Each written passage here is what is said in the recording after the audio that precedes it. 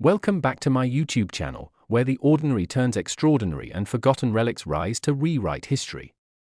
Today, we have a story that is going to challenge everything you thought you knew about small change and its potential value. This isn't just about a rare coin. This is about a mystery that reached across decades, entangled powerful institutions, attracted billionaires and hackers alike, and led to the discovery of a single 1986 AD 1-cent coin that, through a bizarre twist of history, was eventually auctioned for a jaw-dropping $713 million. It all started with a quiet estate sale in the outskirts of Boulder, Colorado. A reclusive man named Lester Hawthorne had passed away in his sleep at the age of 94. Known locally as a collector of old postcards and antique clocks, Lester lived in a modest home filled with dusty items, yellowed newspapers, and forgotten objects. Nobody expected anything of particular value to turn up, but as it often happens in the most unpredictable ways, something did. A small metal tin no larger than a deck of cards sat inside the bottom drawer of an old dresser in his attic. Inside were a few coins, none particularly noteworthy, until one of them caught the eye of Sarah Linwood, a junior appraiser who had come along with the estate team as part of her internship. Sarah had no idea what she was looking at. The coin looked like any other Lincoln penny from the 1980s, dull copper in color with the familiar profile of Abraham Lincoln and the Denver Mint mark just below the date. But something felt off. The texture of the coin's edge seemed different, and there was an almost imperceptible shift in weight as she held it between her fingers. Out of curiosity, she dropped the coin on the wooden floor. Instead of the dull clink she expected, the coin rang like a bell. She set the coin aside and later brought it to her professor, Dr. Martin Ellsworth, a numismatist at the University of Denver. Martin had seen it all: double dies, off-center strikes, transitional errors, but when he examined the 1986 AD cent under a microscope, he froze. The composition was not copper-plated zinc as it should have been. It wasn't copper at all. In fact, the coin's core metal wasn't consistent with anything officially used by the US Mint. After weeks of metallurgical analysis, the shocking results came in. The coin was composed of a nearly pure alloy of iridium and osmium, two of the rarest and densest metals on Earth. The cost of producing such a coin would have been astronomical, even by 1986 standards, and there was more. Hidden in the microgrooves along the coin's edge was a pattern, a kind of code. Using specialized software, the code was decrypted and revealed coordinates to a remote location in the Badlands of South Dakota. The media got wind of the find when Dr. Ellsworth published a vague academic paper about the anomaly without naming the coin or the estate. Conspiracy forums lit up, and soon the coin became a whisper in the underground collector's world, known only as Project Penny. Meanwhile, a quiet arms race had begun. Billionaire tech magnate Julian Rox became obsessed with the coin after reading a classified intelligence brief leaked through a defunct Cold War archive. The brief suggested that during the final years of the Reagan administration, a secretive division of the US Mint known as Unit 47 had experimented with currency embedded with encrypted location data, part of an elaborate Cold War contingency plan. Only one such prototype was ever minted, and it was believed lost or destroyed. Rox spent over $50 million assembling a private team of hackers, scientists, and former intelligence agents to investigate. He tracked the lineage of the coin to a now declassified shipment diverted from the Denver Mint to a secure bunker in Utah in late 1986. That shipment was meant for experimental currency distribution in case of nuclear conflict, part of Operation Continuity. But the shipment was hijacked by insiders and secretly smuggled out through black market channels, lost in the chaos of bureaucratic mismanagement. Only one coin was confirmed missing, identical in appearance to a normal cent, but made of exotic metals and encrypted with classified data. The estate of Lester Hawthorne became a focal point of national attention. Journalists camped outside. Federal agents conducted raids. But the coin was no longer there. Sarah, realizing the significance, had already fled with it, entrusting it to her cousin Jonah, a wilderness guide in Montana who stored it inside a waterproof canister buried beneath the roots of a red pine tree. For 6 months, the coin's whereabouts were unknown, while rumors spread like wildfire. Some said it had been stolen by a rogue agent of the Treasury Department. Others claim the coin was cursed, bringing misfortune to anyone who touched it. Meanwhile, Rox's team decoded the second layer of the coin's encryption, hidden beneath the iridium coating using laser frequency mapping. What they found stunned even the most hardened members of the team. It wasn't just a location, it was a vault ID number, and a time-locked sequence keyed to the Federal Reserve's emergency gold reserves. Somehow, the coin acted as a physical decryption key to a hidden vault built deep beneath the Federal Reserve Bank of New York. That vault, long rumored in financial circles, was said to contain not only gold, but bearer bonds, backup currency plates, and digital ledgers dating back to the 1930s. The time Jonah was discovered and interrogated by agents working under the banner of National Heritage Preservation, the coin had already changed hands twice. It was bought in a secret auction held aboard a freighter in international waters, purchased by an unknown bidder using a cryptocurrency that vanished minutes after the transaction completed. The coin resurfaced weeks later in Geneva, on display in a private exhibition called Singularities, Objects That Should Not Exist. Photographs from the event showed the coin mounted in a pressure-controlled glass case, surrounded by security that rivaled a presidential motorcade. An anonymous tip eventually brought the coin back to U.S. soil. It was surrendered to the Smithsonian under a controversial deal that involved full diplomatic immunity for the last known holder, who turned out to be a former intelligence operative once thought to have died in Venezuela. Legal battles ensued. The U.S. Mint demanded the coin be returned and melted down. Collectors and historians argued for its preservation. Meanwhile, speculation around its true origins continued to swell. The auction was announced 2 years later. Held by Langley Harper Global Auctions, it drew bidders from every corner of the globe. The final price? $713 million. The winning bidder chose to remain anonymous but released a statement that simply read, "This coin is not currency. It is a key." After the sale, a strange series of events unfolded. A defunct mine in New Mexico was purchased in full cash by an offshore corporation.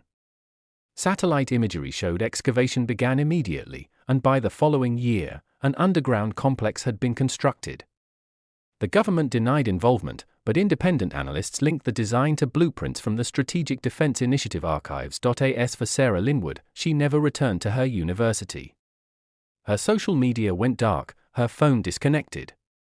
But once a year, without fail, a postcard would arrive at Dr. Ellsworth's office. No return address. No message. Just a photograph of a lone penny on an empty railway track. The coin remains enshrined in a private vault today, its true function still debated. Was it merely a prototype? Or was it part of something greater, a forgotten attempt at creating an object of dual purpose, both monetary and strategic?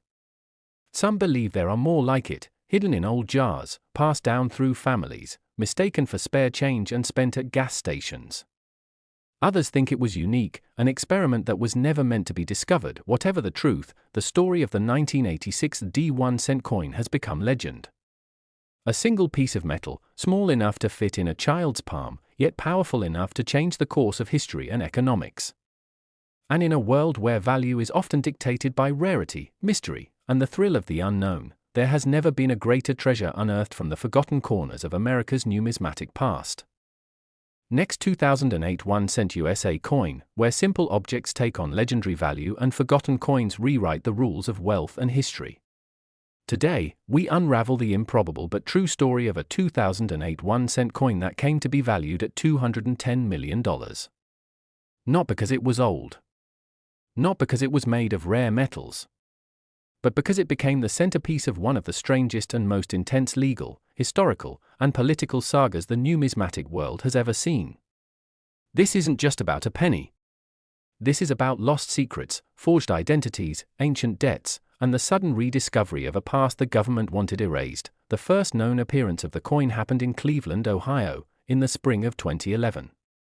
It was raining that day. A young man named Damon Griggs, recently laid off from his job at a shuttered auto parts factory, walked into a corner store to buy a single cup of coffee. With only a few coins in his pocket, he slid them across the counter and left, unaware that one of those coins was unlike any other ever created in the history of American currency. The cashier, a part-time college student named Alina Morales, almost dropped the coin when she saw it. It wasn't the color or texture that got her attention, it looked like any other 2008 Lincoln cent. But the sound it made when it hit the metal change tray was unlike any she'd heard. A deep metallic tone, low and resonant, like a cathedral bell caught in miniature. Curious, she examined the coin more closely. It had a certain weight to it, heavier than it should be.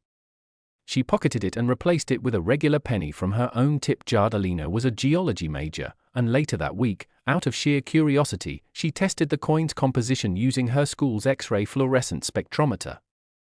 The results made no sense. The coin wasn't copper-plated zinc. It wasn't copper at all. It wasn't any known coin alloy.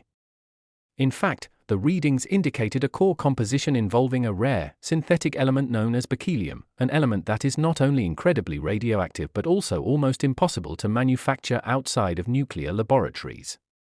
Her professor insisted the readings were flawed, so she ran the test 3 more times. Each result was the same. Alarmed, she handed the coin to university authorities, who contacted the Department of Energy. Within 48 hours, the coin had vanished from the lab's secure storage. The university claimed it had been stolen. But several eyewitnesses reported seeing men in dark suits and unmarked vehicles arriving on campus hours before the theft was discovered. One janitor claimed he was threatened into silence. Another student who tried to post pictures of the coin online found their entire account deleted across all platforms. The internet rumor mill kicked into overdrive. Some claimed the coin was a Cold War relic. Others speculated it was extraterrestrial in origin. But the truth was far stranger. 5 years passed before the coin resurfaced again, this time in Brussels, at a high-stakes underground auction attended by billionaires, warlords, and anonymous collectors. The auctioneer presented the coin simply as the atomic penny. The starting bid was €1 million. By the time the gavel fell, it had sold for the equivalent of $47 million to an anonymous buyer using an encrypted wallet. The buyer, it turned out, was a descendant of a family whose fortune was once tied to the Manhattan Project. Their personal archives revealed documents that changed everything. Those files, decrypted and published anonymously on the dark web months later, included plans from 1972 for a covert US government project called Code Halo. According to the documents, Code Halo was a last-resort financial contingency program designed to encode encrypted nuclear launch bypass keys into common US currency in case command structures were ever compromised. The coin was not an error. It was not a collector's minting. It was a physical cipher, capable of accessing a now-defunct but once operational subchannel of NORAD's emergency command protocol. The documents also suggested that only one such coin was ever successfully created, and that all others had failed due to radiation decay or core instability. The implications were staggering. If the coin was authentic, it wasn't just a currency relic. It was a nuclear-era relic. And more than that, it might still serve as an access key to government data, protocols, or systems buried and forgotten in digital storage. Within weeks, whispers spread through both numismatic circles and intelligence communities. The coin was hunted again. It appeared next in the hands of a man named Lester Kwon, a Malaysian billionaire and private tech magnate who specialized in artificial intelligence. Kwon claimed he was only interested in the coin as a curiosity.